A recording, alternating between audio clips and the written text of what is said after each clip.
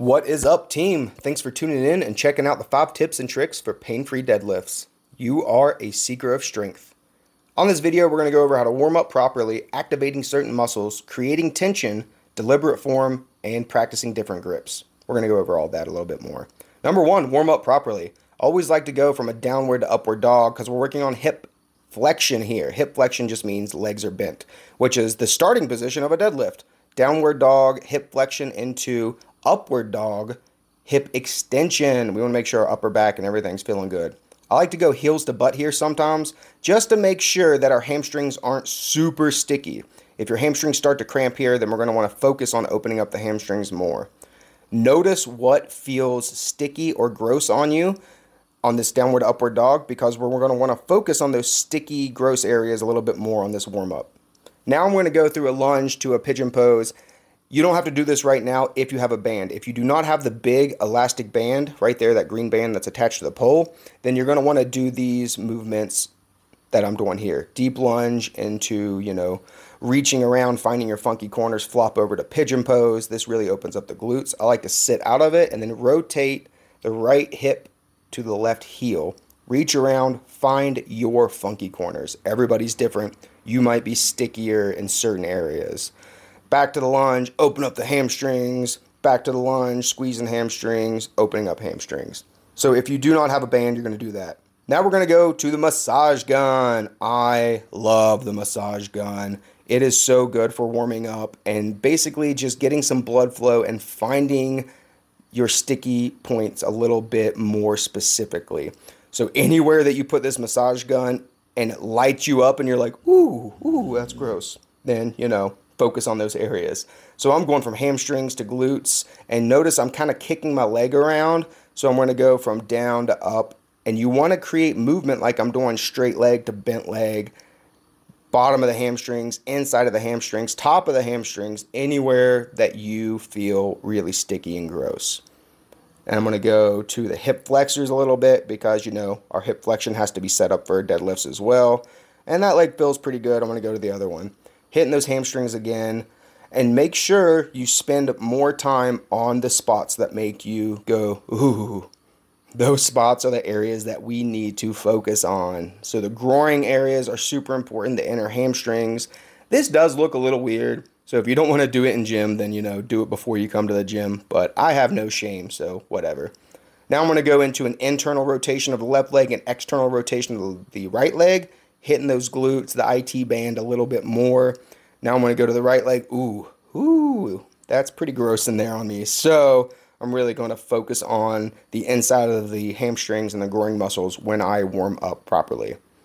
Use the downward dog and the upward dog and the massage gun as a tool to kind of tell you what is going on with your body. If you've been sitting a lot recently, then you have to make sure your hips are open and ready before we deadlift, because obviously you don't want your lower back to take the blunt of the force.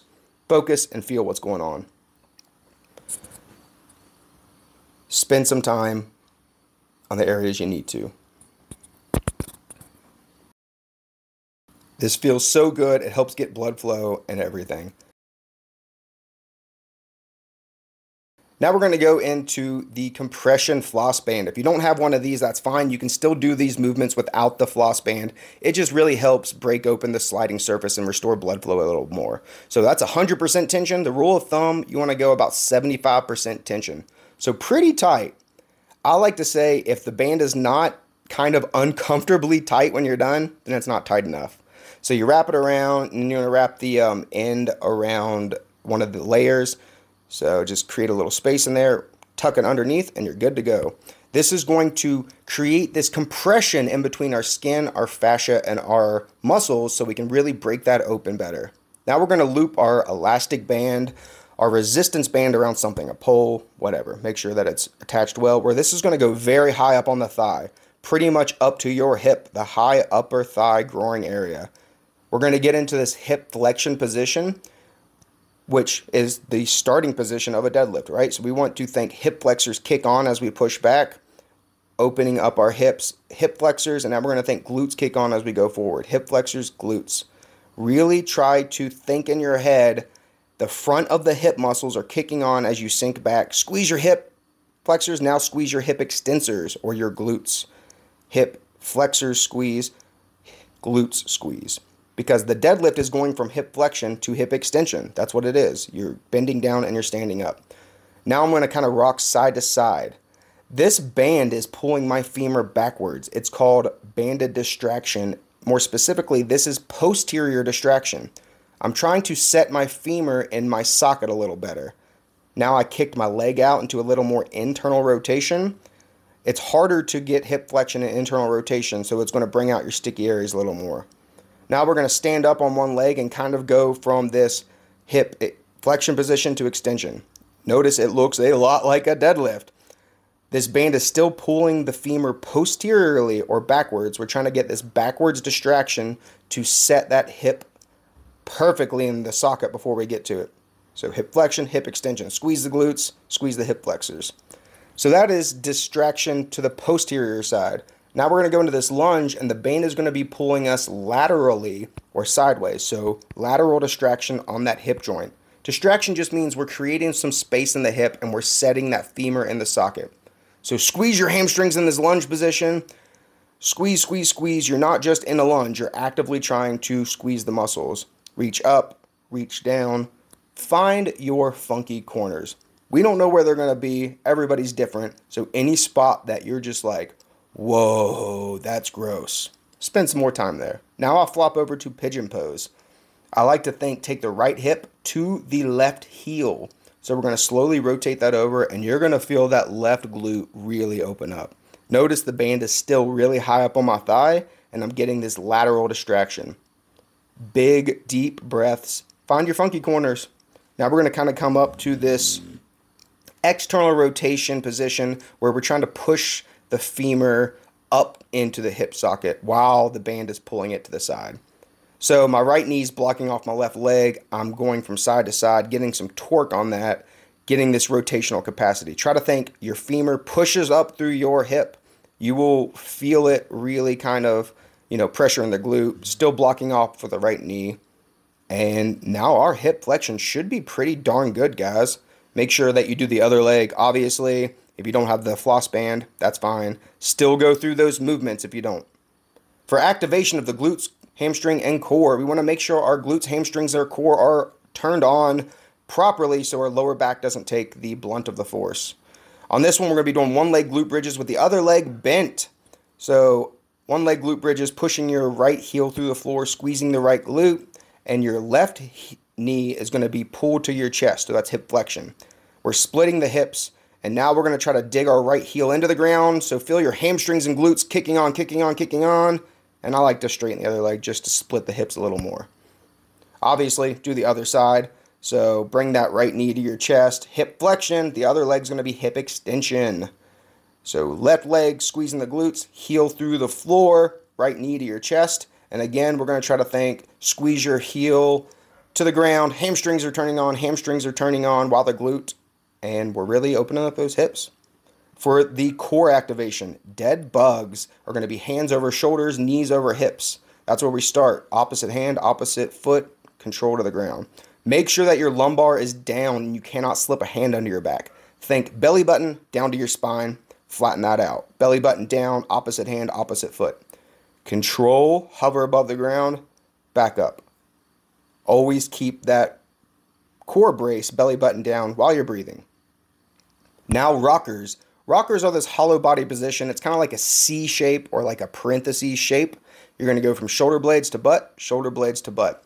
This is making sure our core is tight while we are breathing and keeping this nice tension. You can do 10 to 15 of these. Tight core, belly button down. Now one leg deadlifts or Romanian deadlifts or straight leg deadlifts. We are going to make sure that our hip flexors are kicking on. And now our glutes are kicking on the way up. Hamstrings, glutes. If you need to, tap your foot down for some balance, but try to balance on one foot. And you can see on the right leg, we're going to do it as well. I'll turn to the side so you can see a little better. Think of a door hinge. You hinge over like a door. Feel your hamstrings, squeeze your glutes. We want to make sure hamstrings and glutes are working great so the lumbar does not take the tension.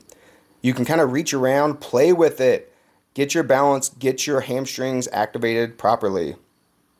For powerlift press holds, you take a thin band, wrap it around a pole or something, and this is going to get our core fired up a little bit more. So bring the band into your chest, think tight core, tight glutes, press your hands out. This band is going to want to pull my hands to the right, but we're working on this perfect core tension. So whenever we get to deadlifts and we're doing a deadlift, our core is activated and we do not slip or falter. See how it wants to pull me to the right? We're keeping our core on, hands right in front of the chest, core tight, glutes tight. This should translate directly to better deadlifts in this transverse, in this rotational capacity. Again, core tight, glutes tight, hands in front of the chest, press the band out.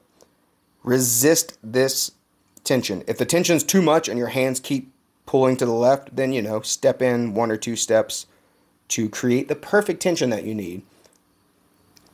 Now that we're nice and activated, we are going to warm up properly with just a barbell. I like to do this wide grip because it gets my upper back a little bit more engaged as well. So I'm just kind of shimmy shaking around. Now I'm going to do a Jefferson curl where I slowly bend over, getting full flexion out of all my vertebrae. Big deep breath, feel the hamstrings, and then slowly come up.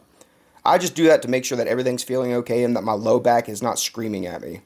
Now we're going to go to muscle snatches overhead. I just use a little bit of force from the hips, and then the upper back takes the load and places it, just to make sure the upper back is nice and tight. Now some rotations. I keep my head and my toes facing forward, and just making sure our mid back or our thoracic back isn't super locked up. If it is, then that can cause some problems as well. Now from the rotationals, I'm going to go to these side bends kind of. It really works on the quadratus lumborum or the QL muscle, which is this big thick muscle in your lumbar. So I'm just going from side to back up to straight, leaning to the side, back up to straight. If our muscles are feeling super tweaky or tight, then we might want to open them up a little bit more here. But I'm feeling pretty good. Now we're going to go to good mornings. My feet are very narrow. That felt good. I'm going to widen them out to my deadlift stance. Feels pretty good. Now wide, we're going to go, same thing, hinge back, feel the hamstrings, squeeze the glutes.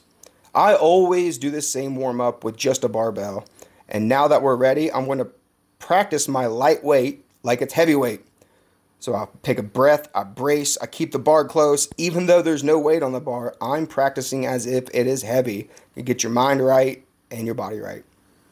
Now that we know that we're warmed up, we're going to work on creating this tension. So breath in, brace. You want to think belly breath in, brace your core as if I'm going to sock you right in the gut. And then you also want to work on lat tension. So act like you're squeezing an orange in your armpit. So core tension, lat tension. So breath in, brace, lat tension. Keep the bar close. Big breath. Top down setup is my favorite, where your hips go down. And get after it. Notice I'm keeping the bar close. I'm taking a breath in, bracing here, squeezing armpits, squeezing glutes. You want to create this tension even with light weight so it transfers over to your heavies. So I like to think tight core and then push your feet through the floor. Try to think push your feet through the floor instead of just pull the bar up. It's a better cue in my opinion. Now that we're nice and warmed up, we're going to go over different grips. So still breath in, brace, bar close, top down setup. Boom, hamstrings, bar close, push your feet through the floor. Now we're going to practice with alternating grip. That was overhand. This is mixed grip. One hand over, one hand under. Figure out which way works better for you. You might like right over, left under, or right under, left over. Play around with it. And now I'm going to do hook grip. This is my favorite one. You literally wrap your thumb around the bar and then wrap your fingers around the thumb. I'll show a close-up video in a second, don't worry. But this allows you to hold so much more weight in your hands than just regular overhand grip. Hook grip close up, you're going to wrap your thumb around, then your fingers around your thumb. You hook it in to where the bar has nowhere to go. Yes, it hurts your thumbs a little bit and it takes a while to get used to, but you can do it. I believe in you. Now we're going to use some chalk. I use liquid chalk a lot. You can use the block chalk or, the regular chalk, which is fine. It's just a little messier, and liquid chalk is so convenient for me. So chalk helps tremendously when it comes to grip. If your grip strength is your limiting factor on deadlifts, then you need to make sure that you are, number one, working on your grip, but two, playing around with the different grips, whether it's overhand, the alternating mixed grip, hook grip, or, use chalks. Use chalk. Big breath, bracing, keeping that bar close, alternating the hands, right over, left, under, bar close, bracing. You're still lifting every rep as if it's your heaviest. And now practice the other alternating way. See which one works best for you. Now I'm going to belt up. I usually don't belt up over 315, and you put the belt right around your belly button area. You want to make sure that you do not use your belt all the time whenever you are doing lightweight, because you want your back to get stronger on its own. But once you get super heavy, the belt is a good tool. So I'm going to hook grip this one. Big breath in, brace, bar stays close. Pushing the feet through the floor. Squeezing the orange in my armpit, bar close. Power, tension, getting after it. I'm sure you've seen a lot of people use straps before. These are my favorite style of straps. They just wrap right over your hands. Watch how easy it is to strap it to the bar. One loop, you're done. One loop, you're done. And it creates so much tension in your hands, such a secure lift. So big breath in, top down setup where you get your hamstrings pre-engaged. Push your feet through the floor. Getting after it, guys. The reason I love these straps again is because, for one, boom, straps up super easy. But two, you can let go anytime you want. So let's say you're feeling weird in the middle of a deadlift, or you're at the top and you don't want to go down, drop it. Unwraps immediately. Thanks for tuning in, guys. I can't wait to see how these tips and tricks help your deadlifts. If you like this video, go ahead and give it a like, subscribe, and if you think anyone else would like to see this information, go ahead and share it to them.